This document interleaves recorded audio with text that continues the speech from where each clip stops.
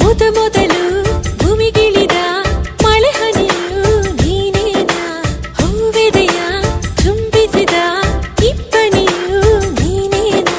ಬಾರದೆ ನನ್ನ ಕನಸಲ್ಲಿ ಕಾಣದೆ ನನ್ನ ಎದುರಲ್ಲಿ ಇದ್ದೆಯೋ, ಯಾವೂರಲ್ಲಿ ನೀನವಿತು ಕುಳಿತು. ಅಲ್ಲ ಮಳೆ ಹನಿಯಲ್ಲ ನಾನು ಹಿಂಗೋದಿಲ್ಲ, ಅಲ್ಲ ಇಬ್ಬನಿಯಲ್ಲ ನಾನು ಆರೋದಿಲ್ಲ,